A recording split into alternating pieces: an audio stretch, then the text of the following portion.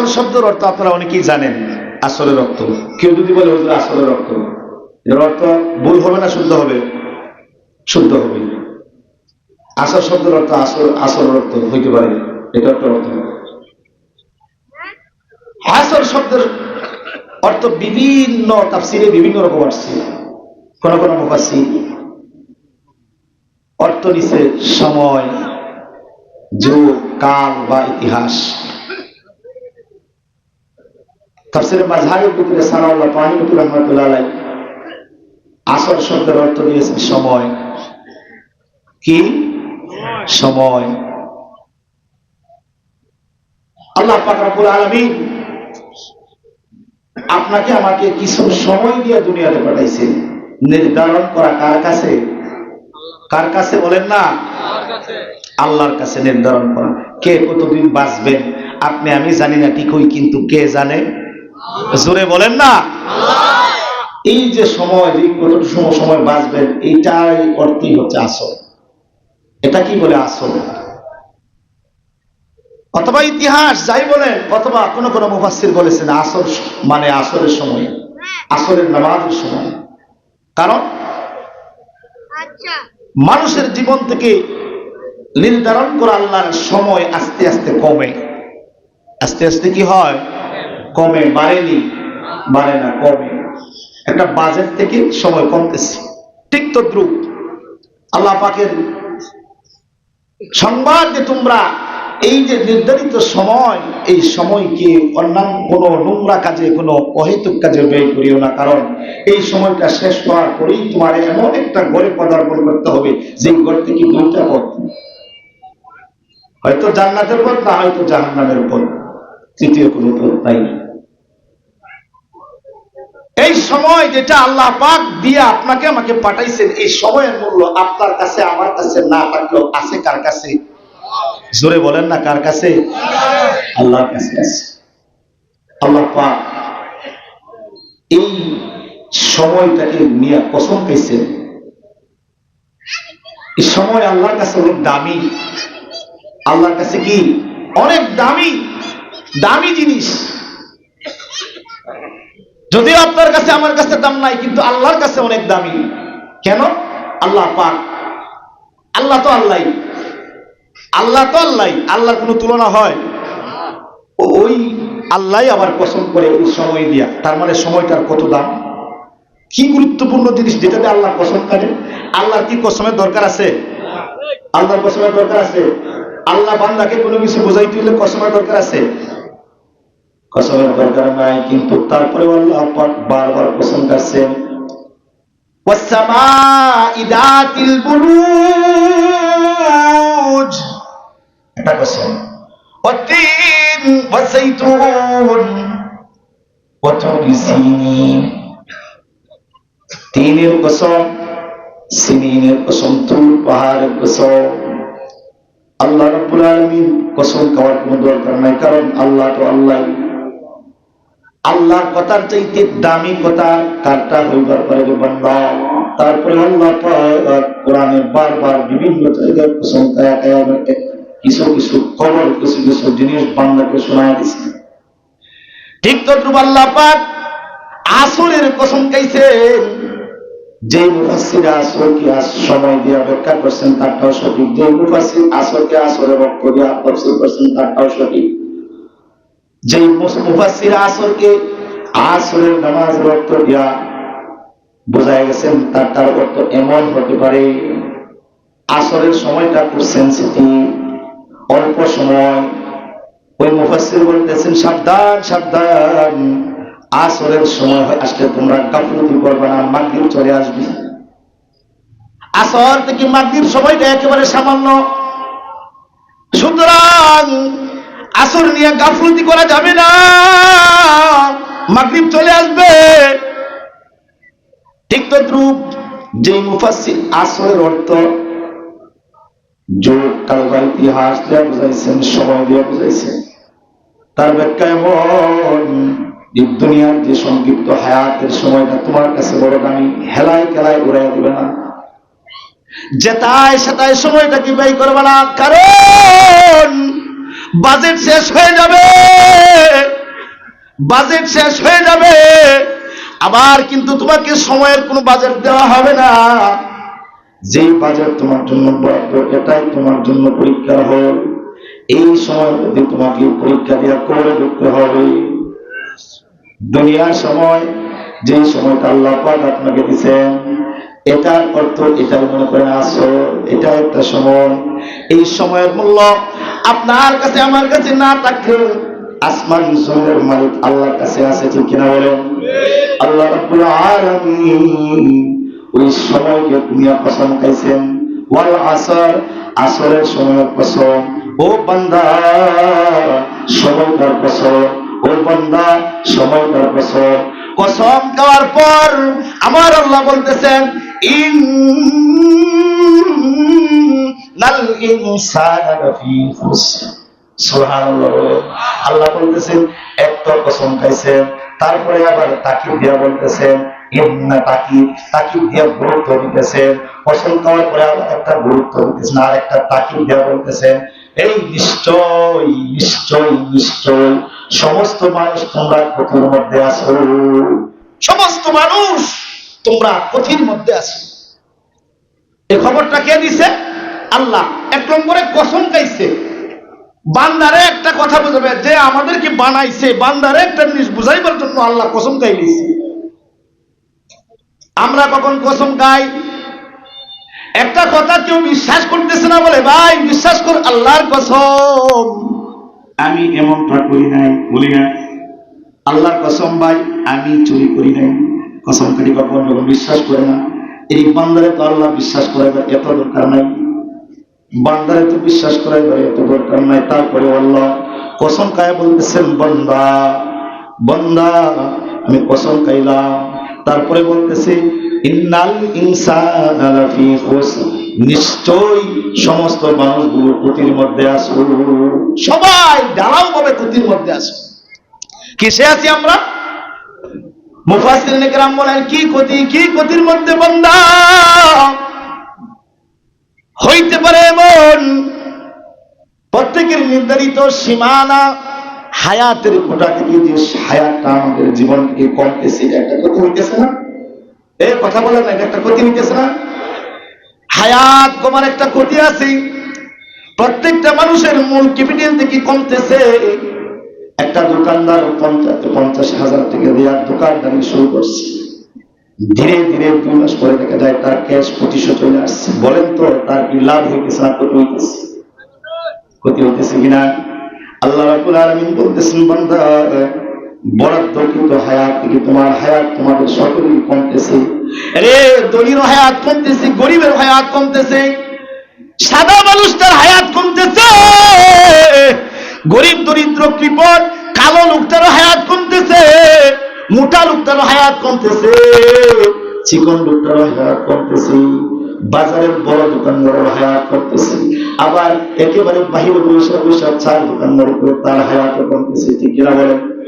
আল্লাহ রাব্বুল আলামিন বলেন বান্দা এই যে হায়াত কমতেছে, প্রত্যেকেরই হায়াত কমতেছে, একটা ক্ষতির মধ্যে আছে। তারা সবাই হায়াত কমার একটা ক্ষতির মধ্যে আছে, সবাইরই হায়াত কমতেছে। আল্লাহ রাব্বুল আলামিন বলেন ইল্লা, ব্রেক দিছে। প্রথম বলছে কি সবাই ক্ষতির মধ্যে আসো, নিশ্চয়ই সবাই ক্ষতির মধ্যে আসো। তারপরে বলতেছেন ইল্লাল্লাযীনা আমানু, ইল্লা একটা ব্রেক দিস না, ইল্লা দিয়া নিষেধ করতেছেন। আবার এই সবাই দৌড়াও যাও, এই এই বাচ্চা তুমি দাঁড়াও। ইল্লার অর্থটা এমন, আপনার যদি গ্রামের ভাষায় বুঝাবেন, সাধারণ ভাষায় বুঝাবেন, সবাই চলে যান, এই এই এই আবু বকর তুমি দাঁড়াও, তুমি দাঁড়াও, তুমি দাঁড়াও, এরকম অর্থ ইল্লা। বুঝতে পারছেন? আল্লাহ রাব্বুল আলামিন বলতেছেন ইন্নাল ইনসানা লাফি খুসর, দাঁড়াও বলে বলছেন প্রথম সবাই ক্ষতির মধ্যে আছো। আবার ইল্লা কয়ে আটকায় দিছে, বলে ইল্লাল্লাযীনা আমানু ওয়া আমিলুস সালিহাত ওয়া তাওয়াসাউ বিল হক ওয়া তাওয়াসাউ বিস সাবর। সুবহানাল্লাহ। আল্লাহ রাব্বুল আলামিন সবাইকে দাঁড়াও বলে ক্ষতির ঘোষণা দেওয়ার পরে 4 শ্রেণীর মানুষকে আটকায় দিছে, বলে না না না না সবাই তোমরা ক্ষতির মধ্যে না। 4 দল ব্যতীত, 4 দল ব্যতীত। কয় দল ব্যতীত? জোরে বলো না, কয় দল? আমার ওয়াজ কি আপনারা বুঝতেছেন? বুঝবেন কেমনে? এই যে এটা আব্বাস মিয়ার প্লাস্টিক মাইক, অযৌক্তিক, কোনো এটার কোনো আওয়াজ কথা বলা যায় না। কোন তাজে লাগায় রাখছে, ডান তাজে লাগায় রাখছে। এটা আমাকে বক্তা দিলে তক্তা বানাইবার জন্য লাগাইছে বলে সব গতির মধ্যে। কিন্তু 4 শ্রেণীকে আল্লাহ পাক আটকায় দিছে। 1 নম্বর হচ্ছে ইমানদার যারা। কারা? কথা বলতে হবে, কারা? 1 নম্বর ইল্লাল্লাযীনা আমানু, এরে ইমানদার যারা তোমরা দাঁড়াও। হাজারো লাখ কোটি মানুষ তোর মধ্যে থাকলেও তোমার কোনো ক্ষতি নাই, তুমি ইমানদার। এরা মুসলমান। এবার বুঝতে হবে ইমানদার কারা। যারা এত বড় ক্ষতি থেকে বাইসা গেল। কে ওই ইমানদার এত বড় ধ্বংস থেকে বাইসা গেল? কে এই ইমানদার সময় টু সময় ক্ষতির মাধ্যমে সে পড়ে নাই? আল্লাহ রাব্বুল আলামিন বলেন ইমানদার বাইসা গেল। নবী বলেন ইমানদার কি জানো? যার ভিতরে 3টা গুণ আছে সে ইমানদার। 3 গুণের ধারণ করে চলে সে ইমানদার। ইমানের ব্যাখ্যা 3 জিনিসের সমন্বয়। 1 নম্বর 3টা গুণ দেখতে হবে। 1 নম্বর ইকরার বিল লিসান, জবান দিয়ে সে স্বীকার করেছে লা ইলাহা ইল্লাল্লাহ, আল্লাহ ছাড়া কোনো মাবুদ নাই। মানে সব কিছু করে কে? জোরে বলে না, কে করে? অসুস্থ বানাই কে? সুস্থ করে কে? এরে জমজমাট ব্যবসার মধ্যে আগুন ডাইলা দিল কে? এরে 50 লাখ টাকা পুঁজি নষ্ট হয়ে গেল 6 মাসের মাথায়, কে করে দিল রে মুসলমান? এরে বন্ধা, জন ছিলাম বুড়া বানায় দিল কে? বুড়ারে কবরে নিয়ে গেল কে?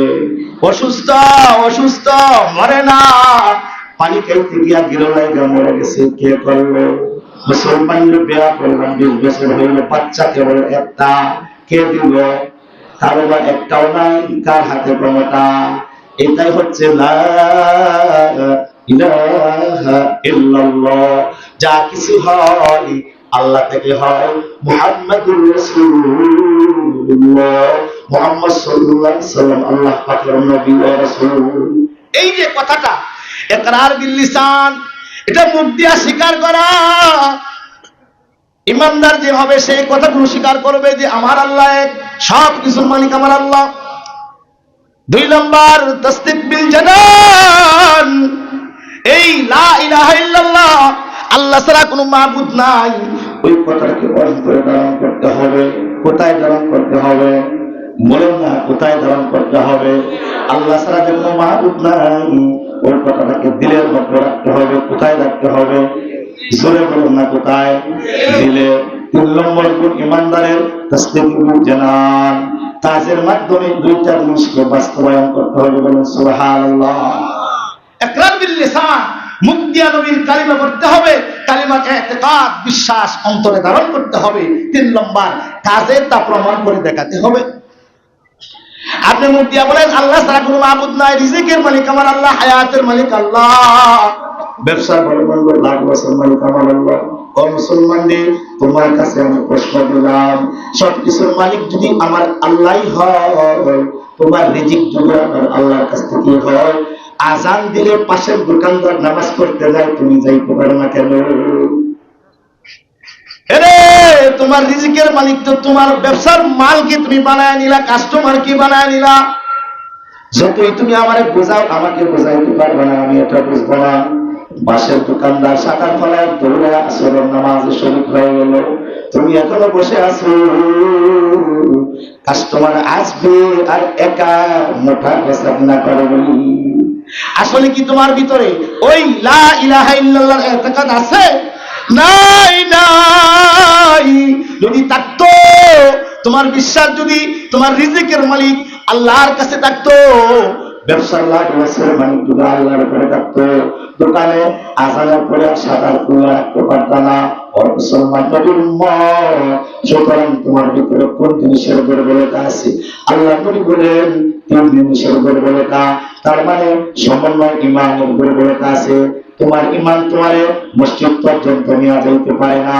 তোমার ইমান শুধুমাত্র মুখে আছে, অন্তরের ভিতরে নাই। অন্তরে থাকলেও তোমার আয়াতুল জানার আমলের মধ্যে আমলুল আরকান আমলের মধ্যে নাই। ও মুসলমান নবীর উম্মত, আল্লাহ রাব্বুল আলামিন বলেন ওই ব্যক্তিটা ওই মানুষটা সময় পুরাইতেছে, হায়াতের মূল্যবান সময় কমতেছে, ক্ষতির মধ্যে আছে, কিন্তু ওই ব্যক্তিটা নাই যার ভিতরে ঈমান আছে। আযান হইলে যে ব্যক্তি নামাজ ছাড়া কিছু হয়ে যায় না, আযান হয়ে গেলে যে বান্দার দোকান আর খুলে বসে থাকে না। ও মুসলমান রে, প্রত্যেক বক্তায় তোমাদেরকে নামাজের দাওয়াত দেওয়া গেল। ও বাজান, আজকের মাহফিল থেকে যা কিছু শুনবা আমলের নিয়তে শোনার চেষ্টা করবার বাজান। ওই বাজান, জান্নাত কিন্তু আল্লাহ পাক টাকা দিয়ে দেবে না। আল্লাহ রাব্বুল আলামিন ফুলসিরাতের ফোন কিন্তু মুফতি সাহেবের জন্য আসান করবে না। বান্দা তুমি গরিব হইতে পারো, কালো হইতে পারো, দরিদ্র হইতে পারো, জান্নাত আল্লাহর কাছ থেকে সবাই আমল দিয়ে গ্রহণ করতে হবে, ঠিক কিনা বলে? আমল দিয়ে জান্নাত গ্রহণ করতে হবে। এ মুসলমান ইমানদার, একদল মানুষ তোমাদের সাথেই তাকে দেখবা কলমা বাজারে দোকানদারি করে, ওই মানুষটার হায়াত কইবেও ক্ষতি হয় না, হায়াত করতেছে সব মানুষগুলো ক্ষতির মধ্যে পড়লে ওই বান্দার ক্ষতি হয় না।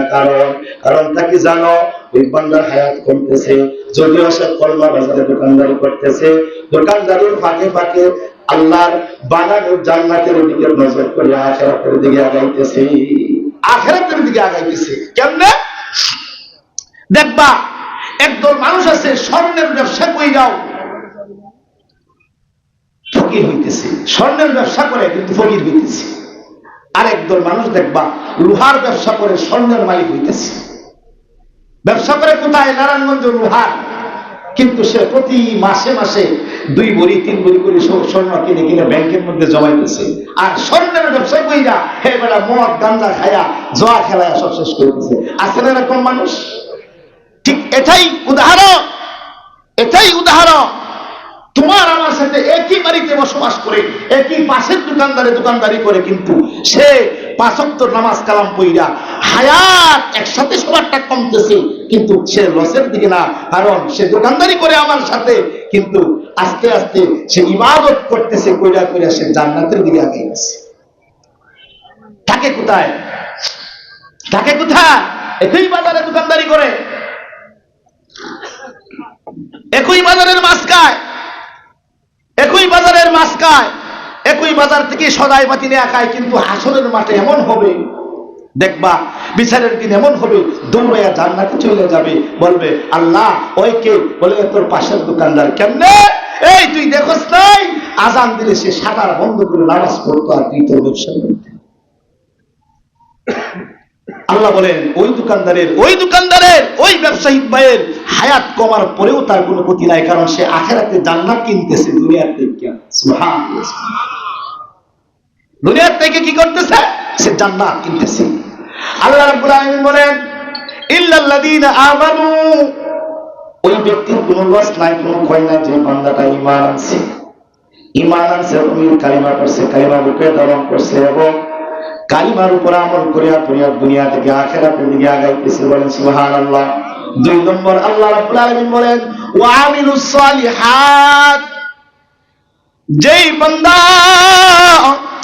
ঈমান আনার পর আমল সালেহ মানে নেক আমল করছে, দেখে দেখে নেক আমলগুলো করে, আল্লাহ রাব্বুল আলামিন বলেন ওই বান্দাটার কোনো ক্ষয় নাই, ওই বান্দার কোনো লস নাই। বান্দাটার হায়াত কমার দ্বারা তার কোনো লস নাই, কারণ সে দুনিয়ার ক্ষণস্থায়ী জিন্দেগি হায়াতের ভিতরে তালিকা আখিরাতের জন্য ভালো ভালো কাজগুলো সে বাইচা করে, নেক আমলগুলো করে। ও বান্দা, সুন্দর চেহারা দিয়া মালিকের জান্নাত না, টাকার গরম দিয়া জান্নাত না, মাস্তানির নেতাগির দিয়া জান্নাত না। আল্লাহ পাকের কাছ থেকে প্রত্যেকটা বান্দার আমলে সালেহ জমা দিবে এবং আল্লাহ পাক বিনিময়ে তাকে একটা জান্নাতের মালিক বানায় দিবে। বলেন সুবহানাল্লাহ। ও মুসলমান নবীর উম্মত, আমি হুজুর আমার জন্য আল্লাহ পাক জান্নাত রাখছে, চাইলে দিয়া দিবেন। আরে বান্দা, নেক আমলের দিক দিয়া আপনি যদি আমার চাইতে বড় হন, আপনার জান্নাতটা হইতে পারে আমার আগে হইতে পারে বাজান। কারণ তাকে জানো আল্লাহর এক বান্দা কামার মানুষ রাস্তার কিনারায় বৈশা বৈশা লোহা কাছি কোরাল বানাইতো, কন্তি কাছি সে বানাইতো। আব্দুল্লাহ ইবনুল মুবারক নামে তার নাম, রাহমাতুল্লাহি আলাইহি। জমানার ঘটনা, আব্দুল্লাহ ইবনুল মুবারক রাহমাতুল্লাহি আলাইহি ছিলেন তখনকার জমানার একজন সবচেয়ে বড় ওলি। আব্দুল্লাহ ইবনুল মুবারক ইন্তেকাল করেছে। কিছুদিন পর, ইন্তেকালের পর তার খাদেম যে ছিল, খাদেমকে স্বপ্ন রূপে দেখাইতেছে। স্বপ্নে খাদেম দেখতেছে আব্দুল্লাহ ইবনুল মুবারক আল্লাহর বানানো জান্নাতের মধ্যে হাঁটতেছে। খাদেম বলতেছে, হযরত দুনিয়াতে কোনো কষ্ট করে আপনি নেক আমল করছেন, রাতের বেলায় ঠান্ডা পানি দিয়ে ওযু বানাইয়া তাহাজ্জুদের মুসল্লায় কাঁদছেন, ইলম শিখছেন, তদুপরি ছাত্রদেরকে ইলম শিখাইছেন, নিজে বড় কষ্ট করছেন। আল্লাহ রাব্বুল আলামিন ওই কষ্টের বদলে আল্লাহ আপনাকে একটা জান্নাত দান করছে। জান্নাত পাইয়া আপনি খুশি নাকি বেজার? আব্দুল্লাহ ইবনুল মুবারক রাহমাতুল্লাহ আলাইহি বলতেছেন, হে খাদেম, দুনিয়া থেকে আসার পর আল্লাহ পাক আমাকে একটা জান্নাত দিয়েছে। কথা কি? জান্নাত পাইয়া কিন্তু মনের ভিতরে শান্তি নাই। কারণ জিজ্ঞাসা করার পর আব্দুল্লাহ ইবনুল মুবারক বলতেছেন, ও খাদেম, আমার জান্নাতের চাইতে আমার পাশের বাড়ির খামার ব্যক্তির জান্নাতটা বড় হয়ে গেছে। বড় হিংসা, পাশের বাড়ির ব্যক্তির জান্নাত বড় হয়ে গেছে। আব্দুল্লাহ ইবনুল মুবারকের খাদেম এবার স্বপ্ন যুগে বলতেছে, হযরত, কে ওই ব্যক্তিটাকে যে আপনার জান্নাতের চাইতে সুন্দর জান্নাত পেয়ে গেল? আব্দুল্লাহ ইবনুল মুবারক বলতেছে, যে পাশের বাড়ি একটা কামার ব্যক্তি আছে না, লোহা কাছি বানায়, দাঁত মন্ত্রী কোরআন বানায়, ওই ব্যক্তি কোরআন বানিয়ে গেল। আব্দুল্লাহ ইবনুল মুবারকের খাদেম দৌড়াইয়া কামার ব্যক্তির বাড়ি চলে গেল। গিয়া বলতেছে, বোন, তার স্ত্রীকে বলতেছে, বোন রে, বলো না কি এমন আমল আপনার স্বামী ছিল যে আপনার স্বামী জান্নাতের উচ্চ মাকামের স্থান পেয়ে গেল, যার স্থান জমানার সবচেয়ে বড় আলেমের চাইতে দামি হয়ে গেল। সুবহানাল্লাহ। কামার ব্যক্তির স্ত্রী এবার বলতেছে, হযরত, আমার স্বামী একজন মূর্খ মানুষ ছিল, সাধারণ মানুষ ছিল। বাজারের কিনারায় বৈশা, আগুনের গর্তের কিনারায় বৈশা লোহা কাছি কন্তি কুড়াল বানাইতো, যার কারণে বাজারের মানুষগুলো তার নাম বলে তাকে ডাক দিত না, কামার ব্যক্তি বলে ডাকতো, লোহার মানুষ বলে বলে মানুষ ডাকত। স্বামী আমার রাতের বেলায় করে কান্ত, একা একা কান্ত। একদিন আমি জিজ্ঞাসা করলাম, স্বামী গো, কাঁদো কেন? স্বামী আমার বলতেছে, বিবি গো, আল্লাহ আমাকে এমন গরিব বানাইলো, গরিবতার কারণে রাস্তার কিনারায় বসে আমি লোহা পিটাই। বিবি রে, দুনিয়ার মানুষগুলো আমার নামটা পর্যন্ত বলে রাখবে না, দুনিয়ার মানুষগুলো আমাকে আগুনের মানুষ বলে রাখে, লোহার মানুষ বলে রাখে। বিবি বলতেছে, খাদেম, আমার স্বামী একা একা এইগুলো চিন্তা করবো একান্ত, কিন্তু হ্যাঁ, প্রায় সময় রাতের বেলায় দেখতাম স্বামী আমার তাহাজ্জুদের মুসল্লায় বসিয়া বসিয়া নামাজ শেষ করে কান্নাকাটি করত। চোখে চোখে আমি শুনতাম স্বামী আমার কি যেন গুনগুন করে বলতো, আল্লাহ গরিব বানাইছেন, মনে কোনো কষ্ট নেই, বলল মানুষ আমার নামটাও বলে রাখে না, কষ্ট নাই। আল্লাহ গো, তুমি তোমার বান্দার খাতায় আমার নামটা উঠায় রাখিও। ওগো আল্লাহ, তুমি আমার নামটা তোমার বান্দার খাতায় উঠায় রাখিও মালিক। আল্লাহ, তুমি আমারে জান্নাতের উচ্চ মাকাম দেওয়ার দরকার নাই। ওগো আল্লাহ, জান্নাতের একটা কিনারায় আমাকে একটু বসে থাকার সুযোগ দিয়ে দিও আল্লাহ। সুবহানাল্লাহ। খাদেম বলতেছে, বন্ধু, তোমার স্বামীর এই যে একটা চাওয়া, এই যে একটা আমল, আল্লাহ পাক কবুল করে দিয়েছেন। ও বাজান, এটাকেই বলে আমলে চলে, নেক আমল। বাজান রে, আমি আমার মাওলানার সার্টিফিকেট দিয়ে আল্লাহর আদালতে হইতে বা ছাড় পাইতে পারি অথবা নাও পারি, ঠিক নাই। তুমি 1 কেজি পেঁয়াজ মাপার সময় যদি চিন্তা করো 2 গ্রাম বেশি দেব, কম দেব না, এটা নেক আমল হয়ে যাবে। সুবহানাল্লাহ। 1 কেজি চাল দেওয়ার সময় যদি চিন্তা করো, ও আল্লাহ, 4টা চাল আমি সবসময় বেশি দেবো নিয়ত করছি, 2 দানা চাল তুমি বেশি দিলা, কম দিলা না, এটা নেক আমল হয়ে যাবে। হইতে পারে মুফতি সাহেবের আগে তোমার একটা চাউলে তোমাকে জান্নাত পর্যন্ত নিয়ে যাইতে পারে। সুবহানাল্লাহ। নেক আমল। আল্লাহ রাব্বুল আলামিন বলেন ওয়া আমিলুস সালিহাত।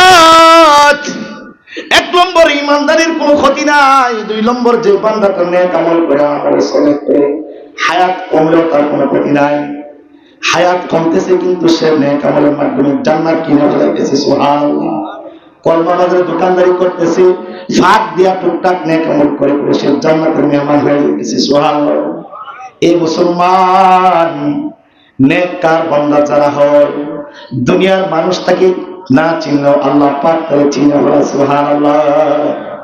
আল্লাহ পাকের কাছে সে পরিচিত হয়ে যায়। আর অনেক সময় আল্লাহ আবার মানুষকে এই নেককার বান্দাকে পরিচিত করেও দেয়। ইতিহাস আছে। দিল্লির মধ্যে তৎকালীন জমানার একজন বিশাল বড় বুজুর্গ, যার নাম ছিল খাজা কুতুবউদ্দিন খাকি রহমাতুল্লাহ আলাইহি। নাম শুনছেন? খাজা কুতুবউদ্দিন খাকি রহমাতুল্লাহ আলাইহি বিশাল বড় এক বুজুর্গের নাম, যার নামে এখন দিল্লিতে কুতুব মিনার দাঁড়ায় আছে। ভারতের মধ্যে সবচেয়ে বড় মিনার কুতুব মিনার। এই মিনার কুতুবউদ্দিন খাকির নামে বড় দাঁড়ায় আছে। সুবহানাল্লাহ।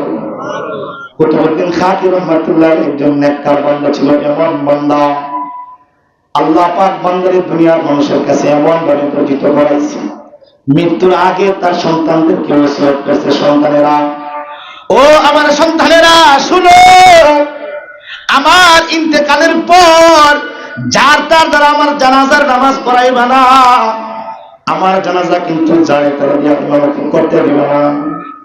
সন্তানেরা বলতেছে বাজার কারে দিয়ে আপনার জানাজার নামাজ পড়াবো? খাজা কুতুবউদ্দিন খাকি রহমাতুল্লাহ আলাইহি বলতেছেন, ও সন্তান, 4টা গুণ দেখবা, 4টা গুণ দেখবা, যার মধ্যে পাইবা তাকে বলবা আমার ইমামতি করতে। তোমরাও তো বড় আলেম, কিন্তু তোমরা আমার জানাজা পড়াইবা না। ও খলিফারা, তোমরাও কিন্তু আমার জানাজার নামাজ পড়াইবা না। আমার জানাজার নামাজ এমন ব্যক্তি পড়াবে যার মধ্যে 4টা গুণ পাওয়া যাবে। সুবহানাল্লাহ। সন্তানরা বলতেছে আব্বা বলেন না কি গুণ? খাজা কুতুবউদ্দিন খাকি রহমাতুল্লাহ আলাইহি এবার 4 গুণ বর্ণনা করে করে বলতেছেন, সন্তান 1 নম্বর গুণ দেখবা, 1 নম্বর গুণ দেখবা, যেই বান্দাটা বালেগ হওয়ার পরে 40 বছরের ভিতরে কোনদিন তাকবীর ছাড়া নামাজ আদায় করে নাই। মারাত্মক বিষয়। তাকবীর বুঝে? ইমাম সাহেব প্রথম যখন নিয়াত বলে তাকবীর দিয়ে কেরাত শুরু হওয়ার আগ পর্যন্ত তাকবীরে ওলা থাকে। তাকবীরে ওলা দেয়া 1 ওয়াক্ত নামাজ পড়লে 27 গুণ সওয়াব বেশি হয়। জোরে বলেন সুবহানাল্লাহ। খাজা কুতুবউদ্দিন বলতেছেন, সন্তান 4 গুণের 1 গুণ হতে হবে এমন যে বালেগ হওয়ার পরে কোনদিন সে তাকবীরে ওলা ছাড়া নামাজ পড়ে নাই, 40 বছর কাটায় গেছে। 2 নম্বর গুণ দেখবা এমন বালেগ হওয়ার পরে সে তাহাজ্জুদের নামাজ কোনদিন কাজা করে না। মাথা নষ্ট হয়ে যেতেছে না? মাথা নষ্ট হয়ে যায়নি? 40 বছরের ভিতরে তাহাজ্জুদের নামাজ কাজা হয় না। 3 নম্বর গুণ, আসরের আগে 4 রাকাত সুন্নত আছে, আসেনি? আসেনি? এটা আপনারা কি বলেন? সুন্নতে বাইরে মুআক্কাদা অথবা হালকি সুন্নত বাদ দিন আমরা। খাজা কুতুবউদ্দিন খাকির ওসিয়ত, ও সন্তান 3 নম্বর গুণ দেখবা এমন কোন ব্যক্তি জানাজার মাঝে আসেনি যে বালেগ হওয়ার পরে আসরের আগে 4 রাকাত সুন্নত কোনদিন ছাড়ে নাই। সুবহানাল্লাহ। 4 নম্বর গুণ বলতেছেন আরো কঠিন, ও সন্তান দেখবা বালেগ হওয়ার পরে এমন কোন ব্যক্তি আসেনি যে অন্য কোন নারীর দিকে খাওয়া হেসে নজরে, জিনার নজরে, গুনার নজরে করিয়া তাকাই নাই। সুবহানাল্লাহ। কয়টা গুণ? এই 4 গুণ যদি পাও সন্তান, থাকে আমার জানাজার নামাজটা পড়াইতে দিবা, অন্যথায় দিবা না। যদি ওই মাঠের মধ্যে এই 4 গুণ কোনো ব্যক্তি না পাও, জানাজার আমার দরকার নেই, আমার লাশ বিনা জানাজায় কবরের মধ্যে রেখে দিবা। কিছুদিন পর খাজা কুতুবউদ্দিন রহমাতুল্লাহ আলাইহি ইন্তেকাল করছেন।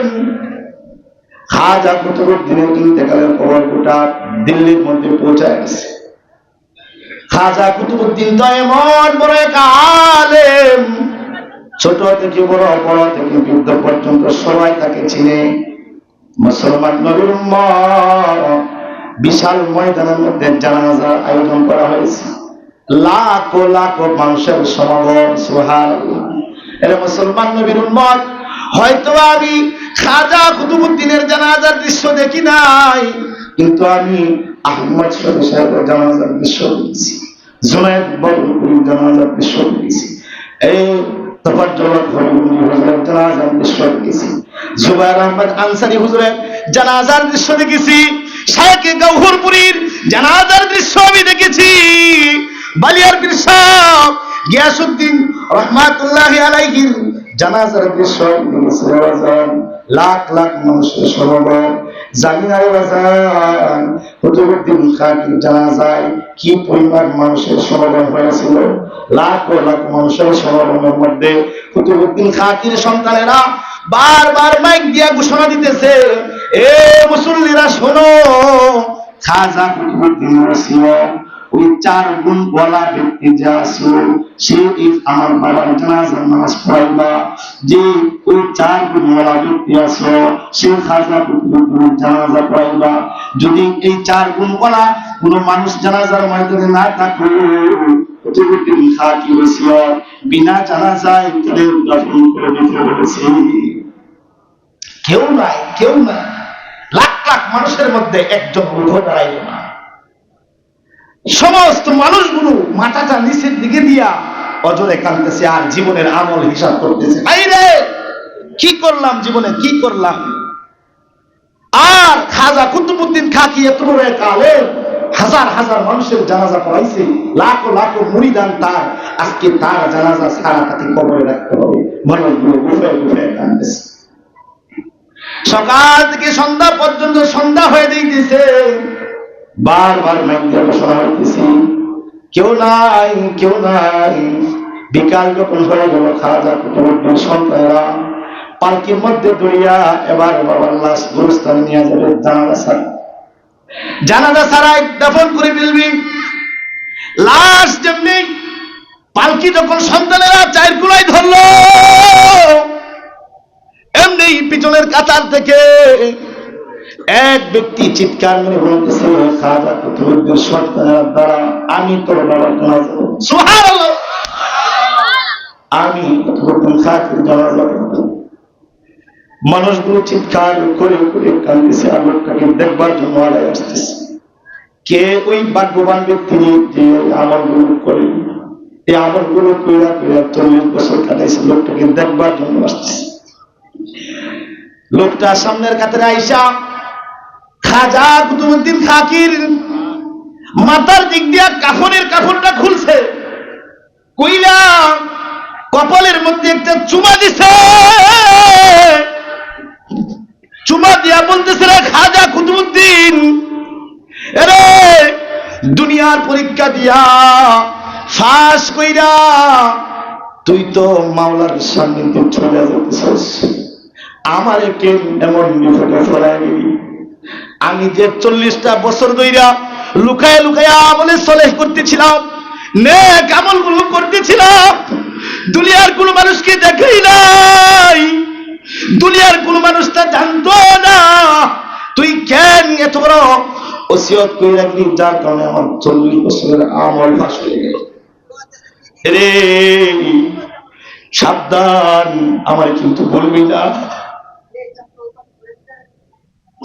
আমার কিন্তু বলবি না। আজকে যদি আমি অহংকারী হইয়া মরে যাই, এই আমলের কারণে মানুষ যদি আমার কাছে বয়াত হওয়া শুরু করে, আর আমি যদি অহংকারী হয়ে যাই, রাসূল বলেন, ইয়াকুমুল হাসাদু ইন্নাল হাসান ইয়াকুলুল হাসানাত কামা তাকুলুন নার।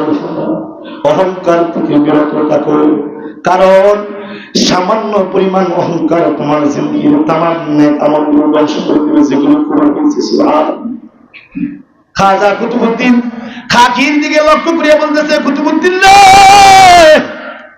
আমারে কিন্তু বলবি না, তুই যদি মালিকের জান্নাত পাইয়া যাস, আমারে কিন্তু শফাআত করিয়া জান্নাতে নিয়ে যাবে। হাজার হাজার মানুষ তাকায় দেখে লোকটা আর কেউ না, ওই জমানার দিল্লির বাদশাহ, রানিং বাদশাহ শামসুদ্দিন আলতামাস রহমাতুল্লাহ। আরে মুসলমানদের, দিল্লির তৎকালীন বাদশাহ হইয়া সে যদি এত বড় বড় 4টা আমল করতে পারে, একদিন না 2 দিন না 40 বছর, আসরের আগে 4 নামাজ 4 রাকাত সুন্নাত তার চোখে নাই। এ বাজার, তাহাজ্জুদের নামাজ বাদশাহ সাহেবের কোনদিন 40 বছর কাজা হয় না। বাদশাহ শামসুদ্দিন আলতামাসের বাদশাহী করিয়া কোন মেয়ের দিকে খাওয়া হেসে নফসের নজরে থাকাইতে হয় না। বাদশাহী কইরা সে কোনদিন তাহাজ্জুদের নামাজ মিস করে নাই। তুমি কি নিয়া মালিকের সামনে দাঁড়াইবা, বলবা কি আল্লাহ আমি কর্মা বাজারে দোকানদারি করছি,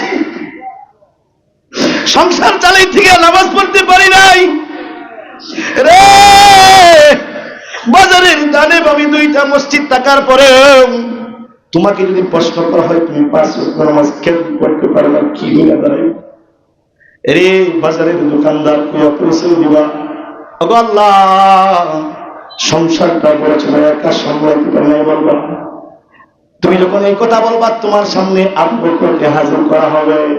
তুমি তো একটা ছোট্ট সংসারের বাদশা ছিলা, সংসারের মাধ্যমে ছিলাম নামাজ কাজে। আমার আবু বকর অর্ধেকটা পৃথিবী শাসন করছে, সুবহানাল্লাহ বলা। উমরকে হাজির কইরা দিবে আল্লাহ, উমর তো তোমার মতো একজন মানুষ, উমর অর্ধেকটা পৃথিবী শাসন করছে, একদিন নামাজ শেষে দেখো। ও বাজার, এই জন্য আল্লাহ রাব্বুল আলামিন বলেন দুনিয়ার এই হায়াতের মধ্যে আমলে সালেহ যে বান্দা কইরা যাইবা, আল্লাহ রাব্বুল আলামিন বলেন আমলে সালেহকারী বান্দাটার কোনো কয় নাই, হায়াত কমার ক্ষতি নাই। হায়াত কমতেছে, সমস্ত মানুষগুলোর ক্ষতি হইতেছে, কিন্তু যে বান্দা নেক আমল করতেছে, আমলে সালেহ করে, ওই বান্দাটার যারা পরিমাণ ক্ষতি হইতেছে। সুবহানাল্লাহ। কয় দল গেল? একদল ইমানদার, 2 দল, 2 নম্বর দল আমলে সালেহকারী যে নেক আমল করে, তার কি নাই, হায়াত কমতেছে, তার কোনো লস হইতেছে না, সে জান্নাতে বাড়ি বানাইতেছে। 3 নম্বর ওয়াতাওয়াসাউ বিল হক,